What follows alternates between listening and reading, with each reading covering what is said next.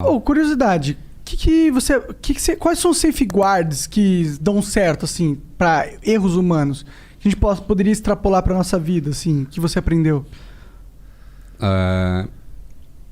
Tem duas coisas muito importantes que é muito feito, principalmente nos Estados Unidos, que são pioneiros nesse estudo, que eu posso citar aqui.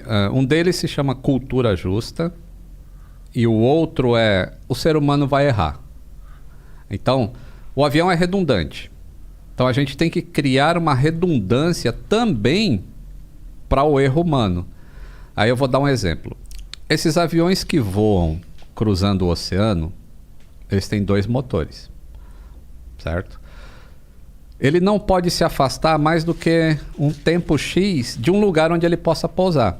E esse tempo X tem aumentado cada vez mais. Então, começou com 60 minutos, 120, 208. Hoje você pega os aviões de última geração, o A350 ou o Boeing 787, são 330 minutos longe de um lugar que ele possa pousar. Isso dá 5 horas e meia. Entendi. O que significa? Que ele pode se afastar 5 horas e meia e perder um motor, por exemplo, e ele vai conseguir pousar em outro lugar sem problema. Então, existe a redundância já em todos os sistemas do avião. Mas o que acontece se um ser humano vai mexer num gerador elétrico do motor esquerdo e ele tem um problema na bomba hidráulica do motor direito? Aí você só tem um mecânico. Aí o cara vai aqui, mexe no gerador, aí consertou. Aí ele vai lá e mexe na bomba hidráulica, consertou. Mas será que ele consertou? E se nesse dia esse cara que é o mecânico está divorciando da esposa, tá sabendo que tá perdendo tudo, que tá cheio de problema na cabeça. A mulher levou os discos dele. Levou os discos dele. Aí ele comete um erro aqui nesse motor e comete um erro ali no outro motor também. Pode acontecer isso. Pode. Então, uma das safeguards é essa. Se você tem sistemas semelhantes no avião, o mesmo mecânico não pode trabalhar nos dois. Entendeu? Porque se é para falhar alguma coisa em voo, que falhe um só, nunca outra coisa. Então esse é um dos safeguards. Interessante. Então todo voo leva pelo menos quantos mecânicos? No mínimo 2. No mínimo 2. No mínimo 2. Não vai a bordo não, né? Ah, não vai? Não. Na bordo não vai na hora da manutenção. Isso, na hora da manutenção. Isso é tipo, o avião tá no chão. Se quebrou sistemas semelhantes entre 2 motores, você não pode... Isso se chama dual maintenance. A gente tá falando dos motores mesmo, do lado de fora. Não isso, do lado de dentro tem nada que o cara possa fazer. Também tem sistemas internos, né? Que pode mexer. Mas, tipo, a maioria é do lado de fora. Ou vai estar na barriga do avião, ou vai ser comando de voo. Existe uma lista de sistemas lista de sistemas essenciais para um voo ETOPS, que é esse voo que cruza oceanos e fica longe de um lugar para pousar. Qualquer desses sistemas essenciais não pode ser mexido pelo mesmo mecânico na mesma visita. Entendi. Ou seja, no mesmo trânsito do avião. Então, se tiver problemas desses sistemas, tem que ser 2 mecânicos diferentes para excluir a possibilidade de erro. Então, esse é um safeguard. Legal. O outro é o da cultura justa que eu estava falando. Isso é um negócio muito avançado. O que é? Você não ser cuzão? Mais ou menos. Na verdade, é assim, se entregue sem medo de ser punido. Essa é a cultura justa. É assim. Deixa eu pegar um exemplo que não dê problemas. Não é assim, tu tá divorciando da esposa, foi trabalhar e não falou pra ninguém. E aí você abriu uma tampa de óleo lá para colocar óleo no motor e só fechou a tampa de acesso, mas esqueceu a tampinha do óleo aberta. Porque tua cabeça tá em outro lugar. Na hora que tu ia fechar a tampinha, tocou teu telefone e era a sogra ou a mulher te enchendo o saco. Aí tu esqueceu aquilo. Fechou e o avião foi embora. Aí em voo vai dar algum problema, vai dar alguma indicação de que, tô perdendo pressão de óleo lá, então acontece. Aí quando o avião chega num lugar lá, descobre que a tampinha tá errada, tá aberta. Aí o que você que cometeu o erro faz? Empresa, eu cometi uma cagada lá, eu deixei o negócio aberto, porque eu não... Aí existe um formulário, é tudo uma sequência, assim, sabe? Você fala, quando foi tua última refeição antes de trabalhar? Quantas horas você trabalhou antes de cometer aquele erro? Quantas horas de sono você teve na semana? Quantas horas você trabalhou na última semana? Tem um monte de informação que você tem que colocar nesse relatório. Mas a essência é o seguinte, fale o que você fez de errado, porque acontece duas coisas. Primeiro, a gente te protege desde que seja um erro e não uma violação. Violação é diferente, eu vou falar de violação. Tá bom.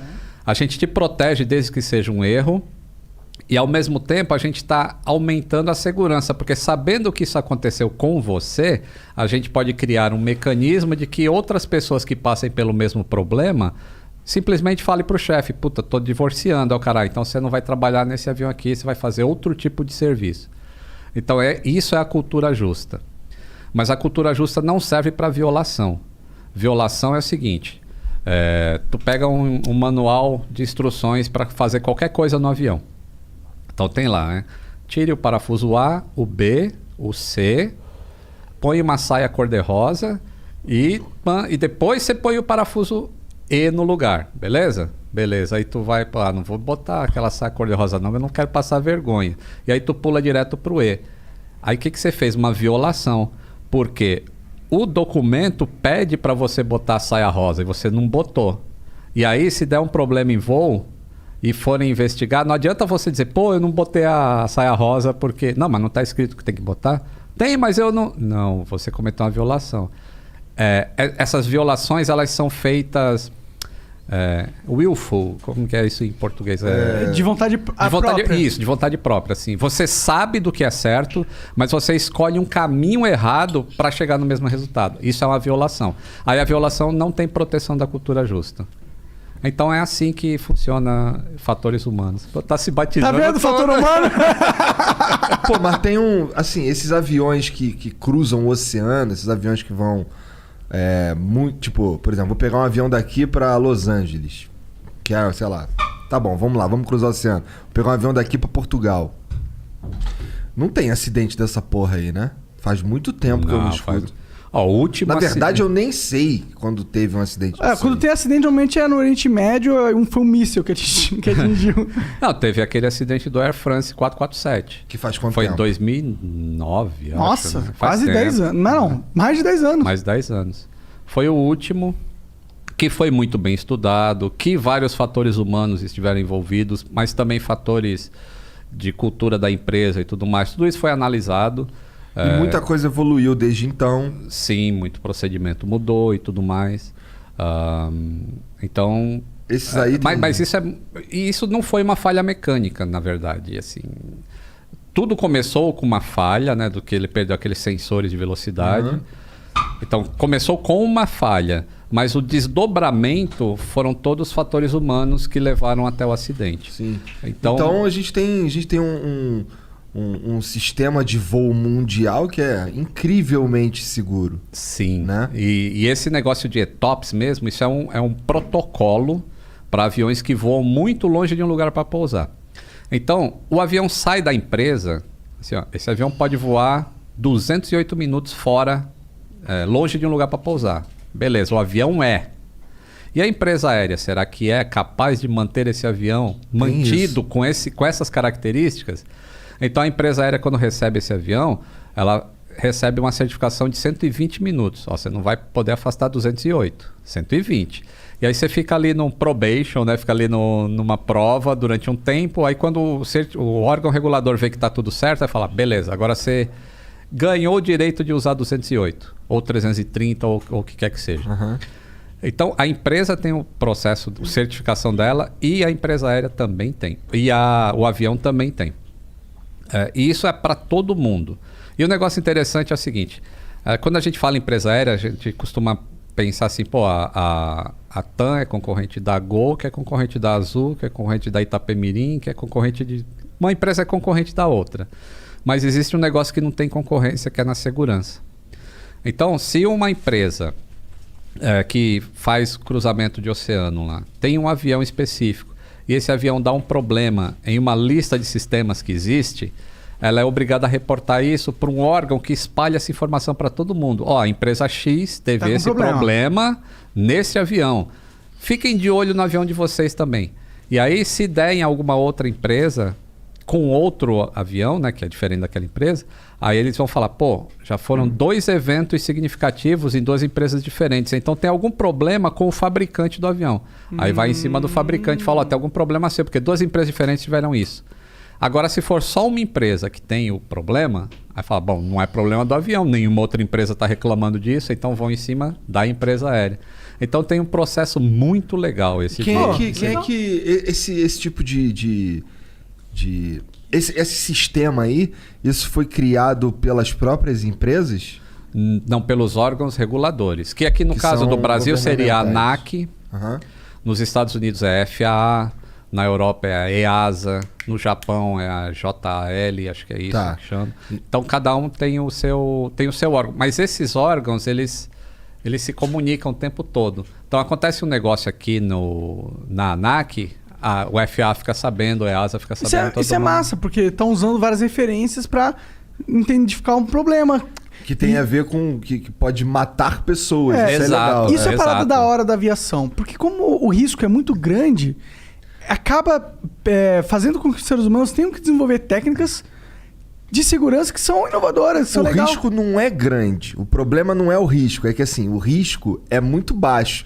O problema é que quando dá merda, é quase sempre fatal. Tipo... O risco é baixo, mas a fatalidade é alta. Mas o risco é meio grande, né? Se for pra pensar. Não mais. Na verdade, o risco existe e o que a aviação faz é mitigar os riscos. Então, voar é arriscado. Mas existe você tá pondo toneladas e toneladas de metal e fogo e combustível a 200 mil pés, sei lá quantos pés. E todo dia funciona tudo perfeito.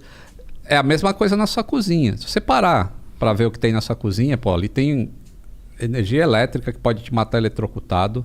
Tem o fogão que pode vazar gás e vai te matar. Ou na hora que você acender, ele vai ter um monte de gás, vai explodir na sua cara. Então tem vários perigos dentro da cozinha, como existe o perigo de voar.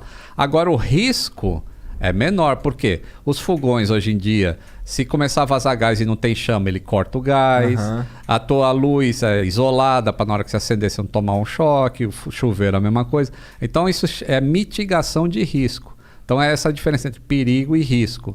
E o risco na aviação, apesar dele existir, ele é muito reduzido, cara. Muito. Seguir os protocolos, não vai ter acidente. Basicamente é isso.